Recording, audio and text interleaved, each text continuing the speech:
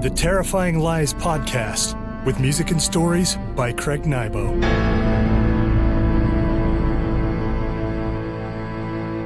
Greetings, friends, and welcome to the Terrifying Lies Podcast. I'm your host, Craig Nybo. Welcome back to Terrifying Lies, where we've taken the show into the galaxy this season. Thank you for tuning in. This show thrives on good reviews from listeners like you. If you haven't already, I'd love for you to leave lots of shiny stars and a great review on your favorite streaming platform. If you're enjoying the stories, be sure to share the podcast with friends. Before we jump in, I like to sprinkle a little extra into the start of the show sometimes. Today, I want to tell you about a song. Kamasi Washington, a jazz musician, has an arrangement of Clair de Lune that stopped me in my tracks. If you can, listen to it through good headphones right after this episode. You won't regret it. It's one of those pieces that makes the world feel a little more alive. I'm not getting anything for sharing this. I just loved it and wanted to pass it along.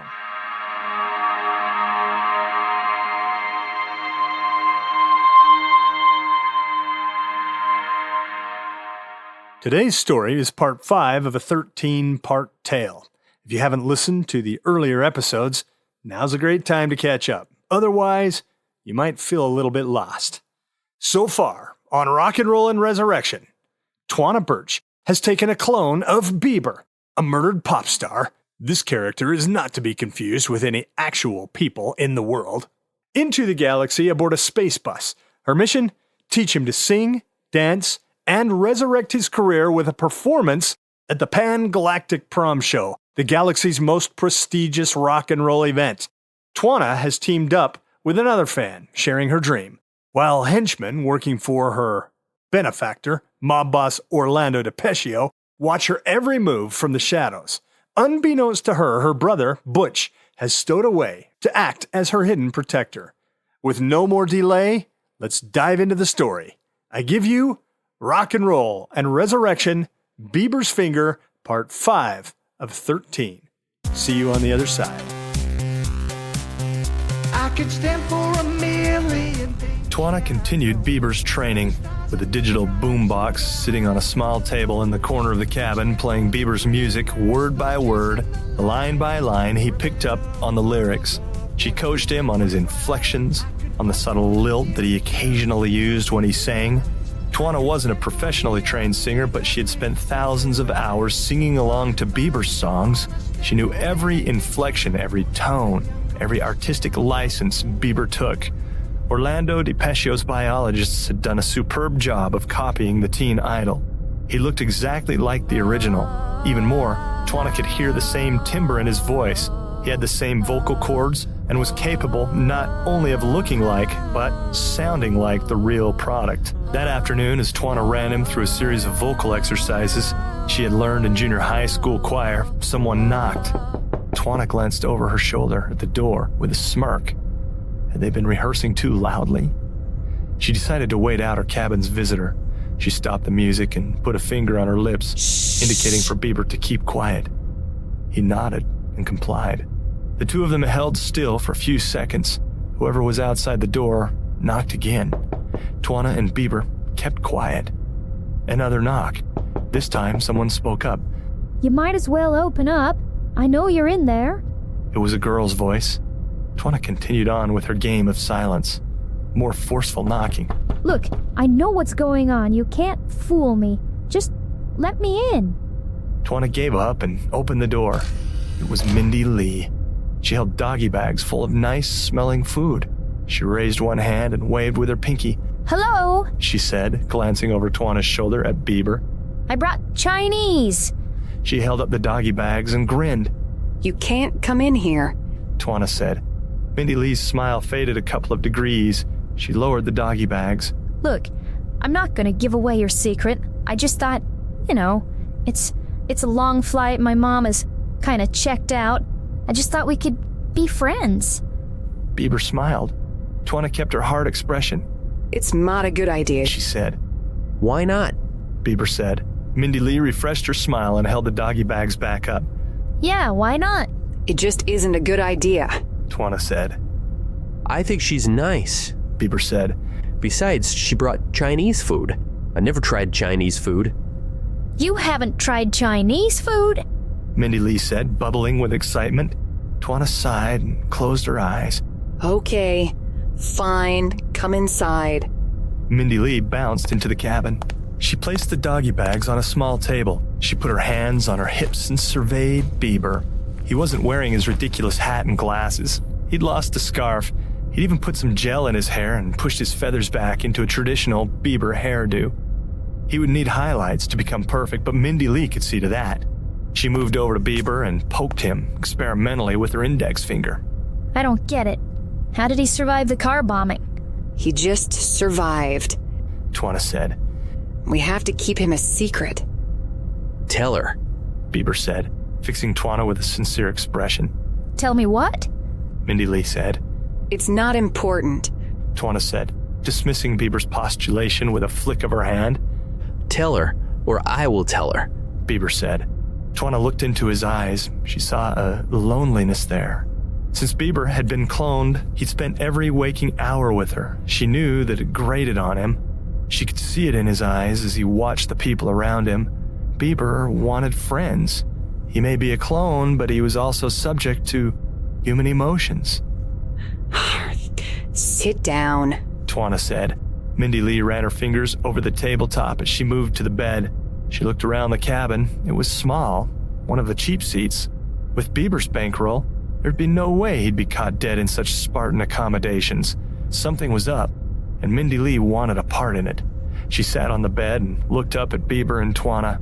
You have to promise to keep everything I'm about to tell you secret, Twana said, becoming more quiet. MindeeLee folded her hands and put them in her lap. The truth is, Bieber didn't survive the assassination. Brandon Mix blew his body to bits. I was there. MindeeLee's mouth dropped open. I managed to catch a piece of him.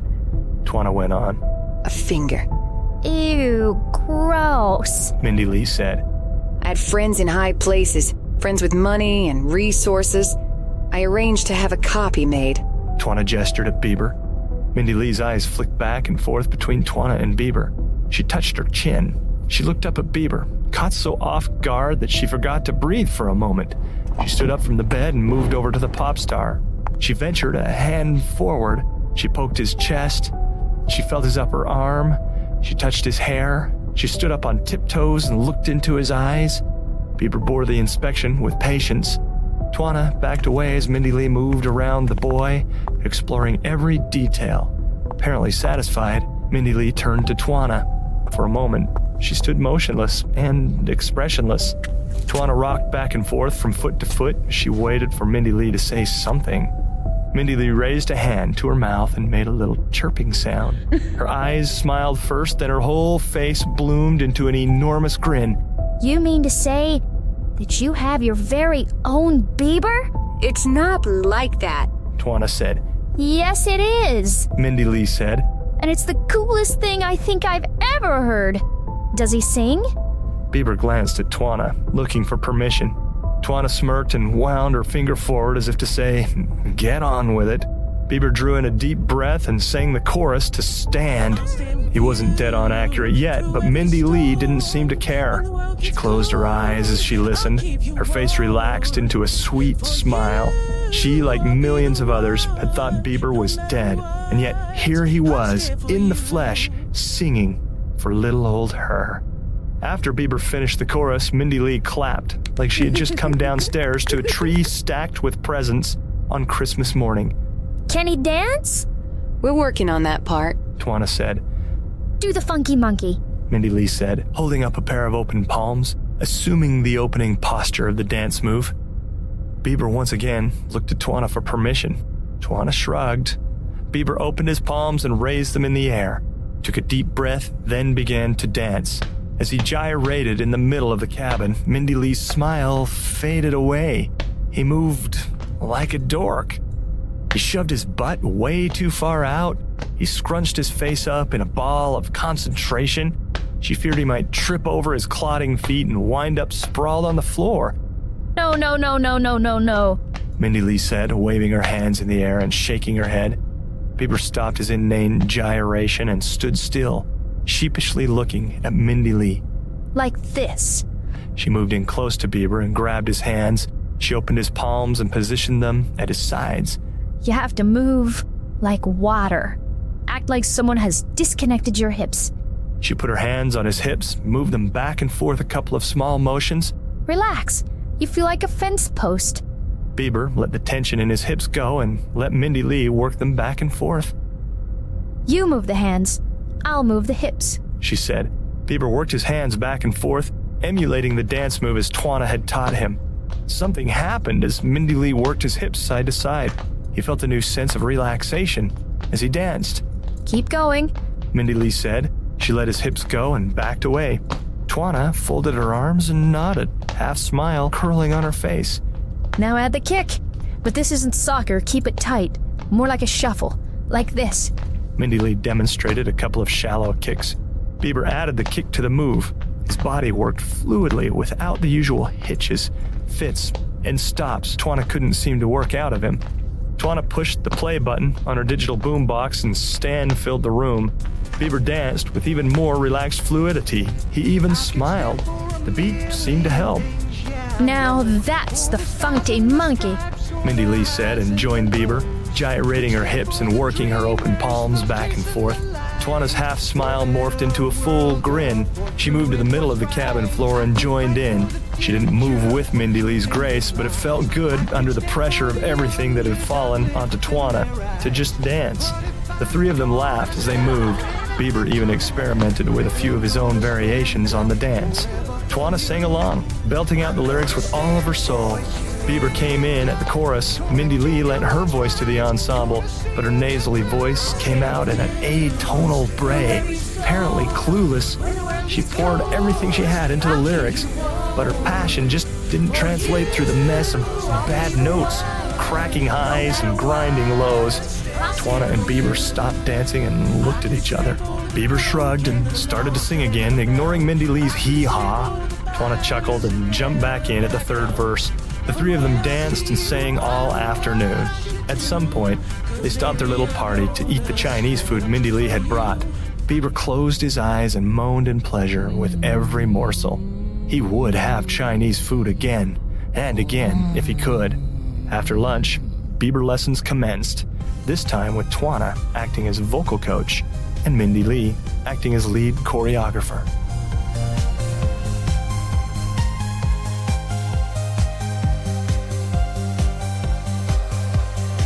Music poured into the hall through the closed door of cabin 319. It was amazing that passengers in adjacent cabins hadn't called in to complain, but most of the space bus travelers had gone to other engagements, buffets, entertainment, gambling. Butch, wearing an official Intertran overall he had stolen from an employee locker room, ran a mop back and forth, a bucket of cleaning fluid sloshed next to him. He didn't notice the man dressed in gray slacks and a navy suit jacket at the end of the hall. The man stood with his arms crossed over his chest, a permanent frown on his face, his hair slicked back into a perfect pompadour. Butch mopped away, flicking his eyes occasionally toward 319. He tried to ignore the music. Twana would have to be more careful. Butch had watched the little blonde girl laden with doggy bags pound on the door until Twana had let her in. Now the trio seemed to be having a loud party. The man at the end of the hall, after watching Butch mop for nearly 15 minutes in the same spot, approached. "Excuse me," he said. Butch flinched, startled at the man's voice. He stopped mopping. The man wore an identity badge that read, Jeff Stacks, Maintenance Manager. Butch swore under his breath. Jeff moved in close enough to read Butch's employee name badge. "What do you think you're doing, Mr. Pinback?" Just, cleaning up. I'm on my rounds, Butch said, raising his mop. Jeff smiled, but it wasn't pleasant. He reached to the small of his back and drew a radio handset from beneath his jacket. He raised it to his mouth. "HR, this is Jeff Stacks. Are you on?" After a moment, a voice came back over the radio. "Howdy do, Jeff. How was your afternoon?" Jeff shifted his weight from one foot to the other and angled an accusing stare at Butch. "Well, everything was going fine until I found one of our maintenance guys mopping the same hallway for nearly a half an hour."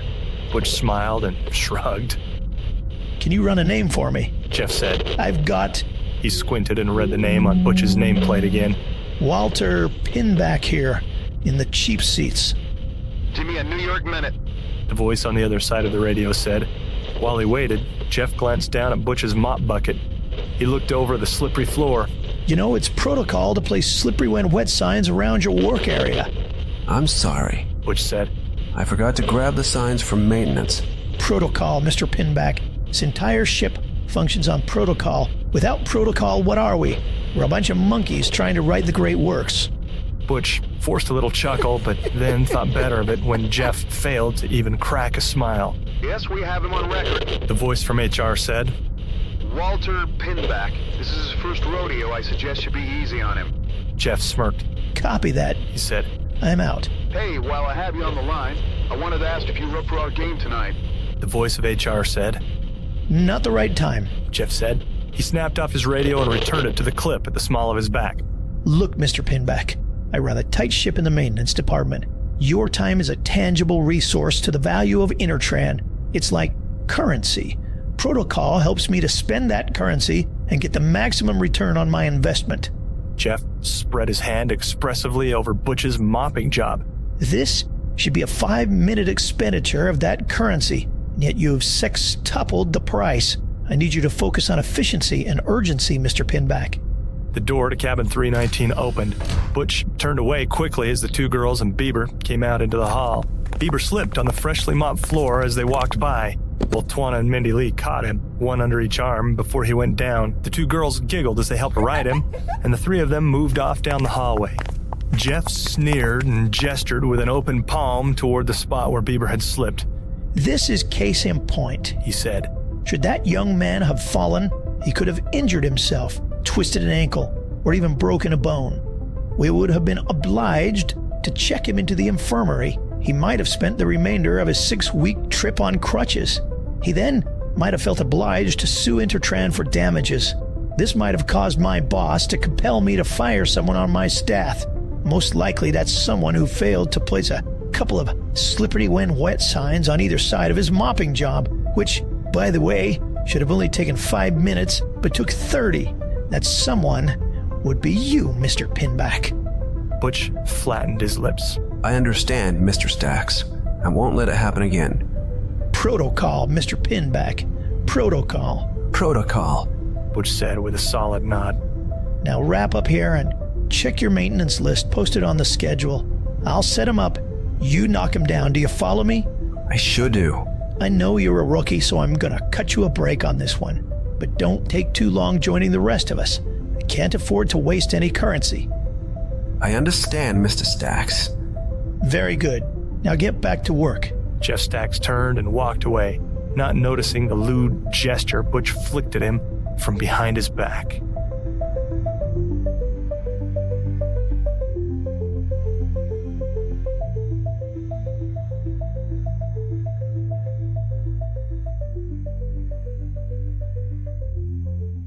Six men counted stacks of cash in the upper floor of Modern Imports. Orlando DePescio paid them well. He couldn't tolerate skimmers.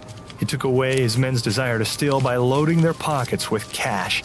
DePescio stepped into the cleaning room to watch his employees work.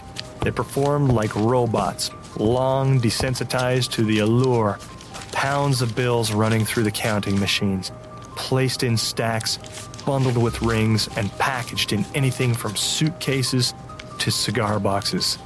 DePescio, on the other hand, had never come down from the high energy of money. He liked the smell of old pockets, of leather wallets, of purses and beachfront sand, all of the scents money brought with it as it made its way into his shop. He put his hands in his pockets and rocked back and forth on his $800 shoes as he watched his men work, busy as bees. He stood that way, an easy smile gracing his face, until someone pounded on the door. DePescio's countenance fell. The knocking was too hard to be a mere visitor or a runner with a routine report like the dozens he received every day. He opened the door. Carl Feynman stood at the entryway, one of DePescio's personal bodyguards, a wedge-shaped man who was never more than 2 steps away. Sir, we have a complication. Carl never used the word problem. Lieutenant Stiffs is downstairs. He brought a handful of blues and he wants to see you. He had most of the city's finest on his payroll, but there always had to be a few Boy Scouts. And Stiffs had every merit badge. Well, let's not keep him waiting. DePescio said. He turned to the boys in the cleaning room.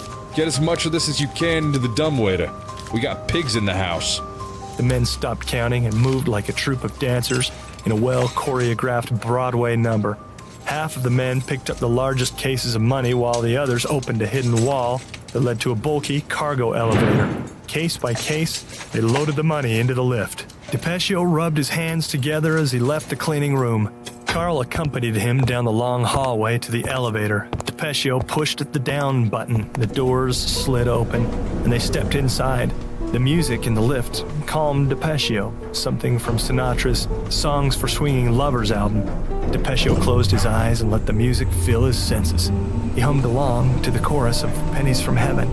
DePescio had personally loaded the store's music system with the classics.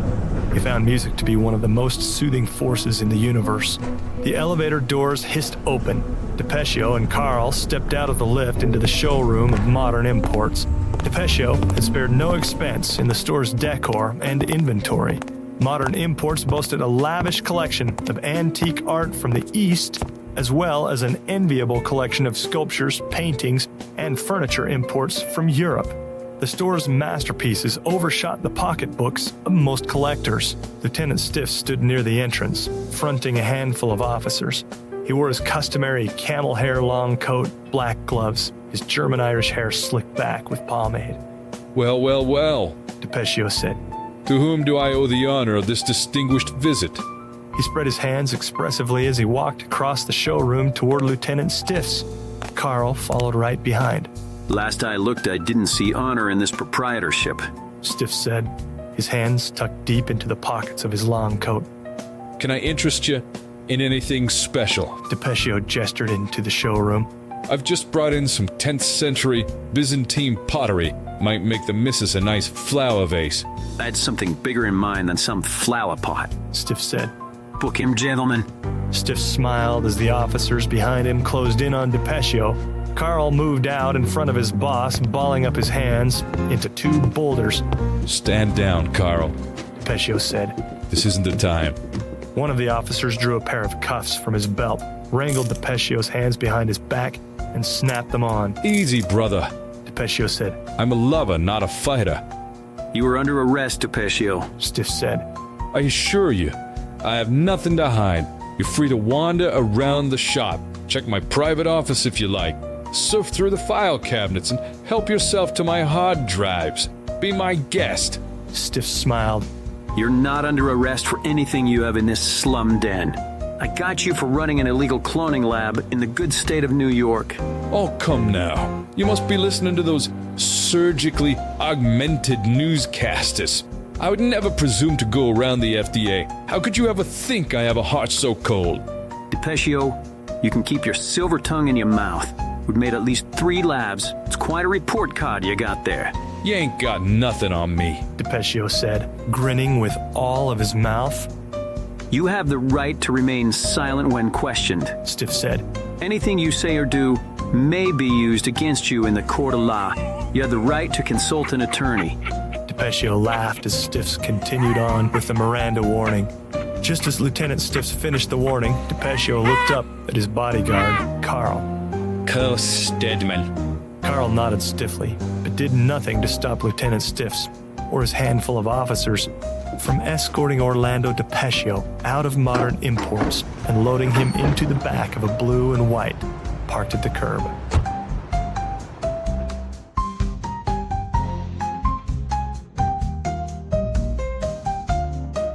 Since leaving port, Twana had fostered a craving for filet mignon. She still couldn't get used to the fact that she could order anything on any menu in any of the Space Bus restaurants for free. Such indulgences were fantasy to her and to those who she lived with in her neighborhood. At first, she had ordered the filet mignon merely because it sounded fancy, but when the waiter had put it in front of her, she'd fallen in love with the dish before even scoring it with her fork. Filet mignon was art, a mixture of 2 of the most succulent tastes in the world. The tenderest cut of steak she'd ever seen, wrapped in bacon, seared with spices, She could count on one hand the time she'd actually tried steak. Now, courtesy of Orlando DePescio and Intertran, she ordered filet mignon every chance she could.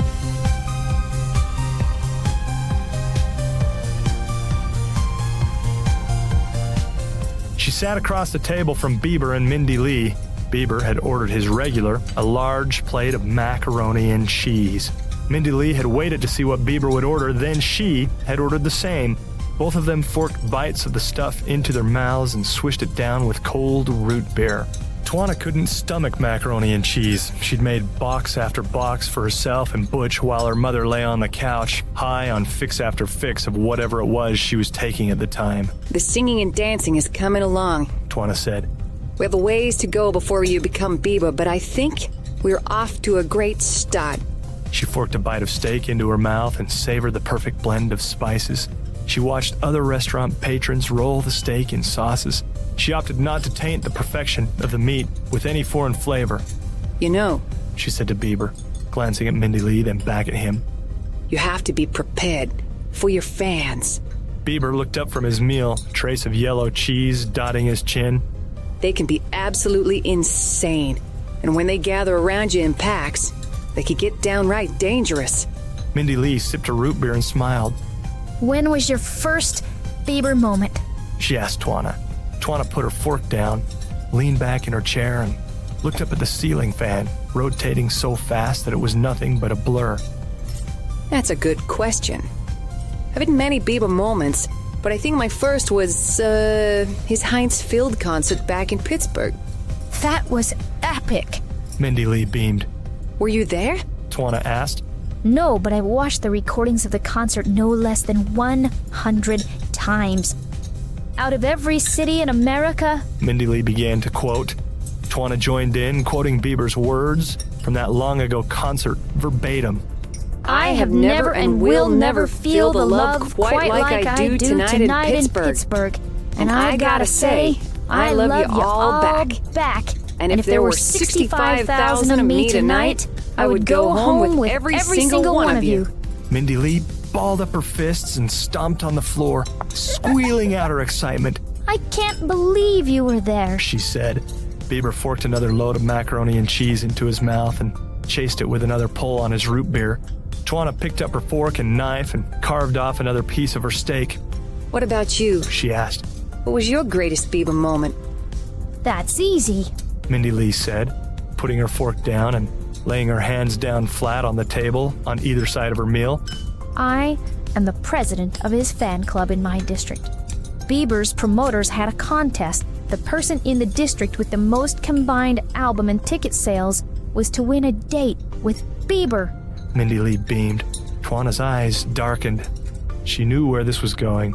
I've never worked so hard in my life. For 2 months, I ate, breathed, walked, talked, and slept Bieber. I covered every square inch of my room and locker at school with his posters. I wore my earbuds every second of the day, cranking his music. I must have made 1 million calls in every spare minute I had.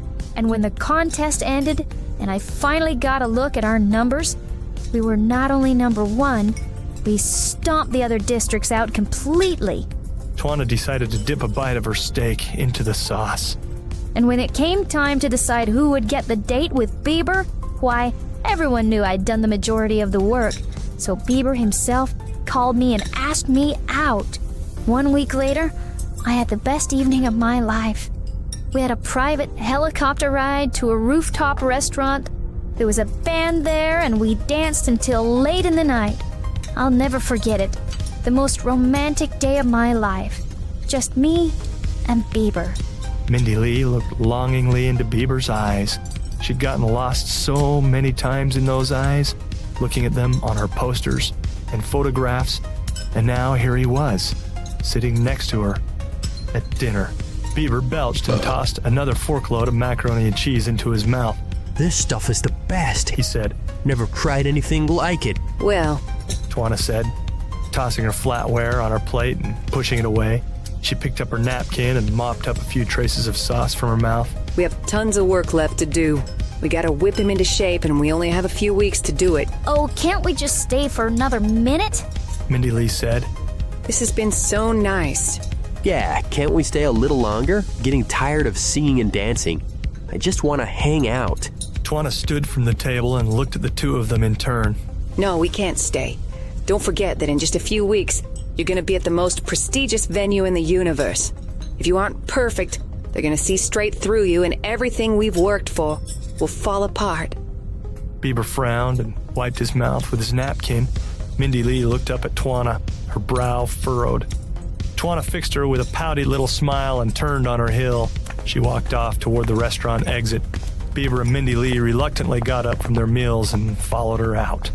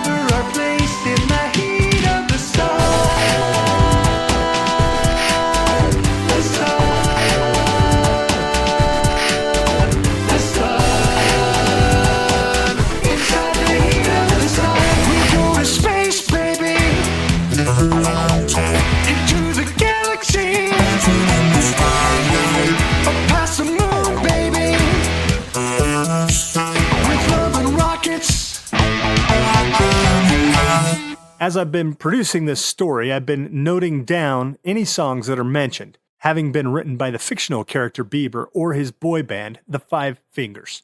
Today's song is one of those. It's called Lovin' Rocks. I have to confess something. I'm having way too much fun composing these boy band songs. I need to share a little behind-the-scenes mix-up for this season. As I've been crafting the songs supposedly written by Bieber, not to be confused with anyone in the real world who might share the same name, and his old boy band, the Five Fingers, I ran into a bit of a mess-up with this one. It's called Lovin' Rocks. I started to build a track with a strong drum and bass groove, proper thumper. When it came time to write the lyrics, I titled it Love and Rockets, and ran with it. It wasn't until I finished the song that I realized the title was supposed to be Love and Rocks. Oops, my brain went rogue. Either way, I hope you're enjoying the tunes. It's been a blast experimenting in a style that's so out of my usual wheelhouse. Again, this song is called Love and Rockets. I hope it hits the mark.